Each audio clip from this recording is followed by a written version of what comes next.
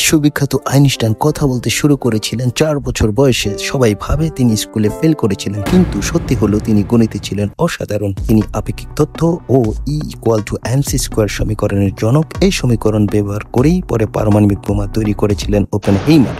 একটি মজার ব্যাপার হলো, মৃত্যুর পর তার মস্তিষ্ক থমাস হার্ভে নামক এক প্যাথোলজিস্ট চুরি করে গবেষণার জন্য সেটি নিজের কাছে রেখে দেন, যা আমেরিকার মিউটার মিউজিয়ামে এখনো সংরক্ষিত রয়েছে। একটি রহস্য হলো, তার মস্তিষ্কের পেরিয়েটাল লোব ছিল সাধারণ মানুষ থেকে বড়, যা গণিত বিশ্লেষণে উপযোগী কাজ করে, ও সিলভিয়ান ফিশার ছিল তুলনামূলকভাবে ছোট, যা মস্তিষ্কের বেশি অংশ সংযুক্ত করে। 1952 সালে ইসরায়েলের দ্বারা রাষ্ট্রপতি হওয়ার প্রস্তাব প্রত্যাখ্যান করেছিলেন। মোজা সহজেই ছেড়ে যায় বলে তিনি মোজা ব্যবহার করতেন না। তার একটি বিখ্যাত উক্তি হলো, কল্পনা জ্ঞানের চেয়েও গুরুত্বপূর্ণ, কারণ জ্ঞান সীমিত কিন্তু কল্পনা পুরো পৃথিবীকে ধারণ করতে পারে। এমনই ছিলেন 1921 সালে ফিজিক্সের নোবেল পাওয়া আইনস্টাইন। একদিকে বিজ্ঞানী, আরেকদিকে এক অদ্ভুত মজার মানুষ।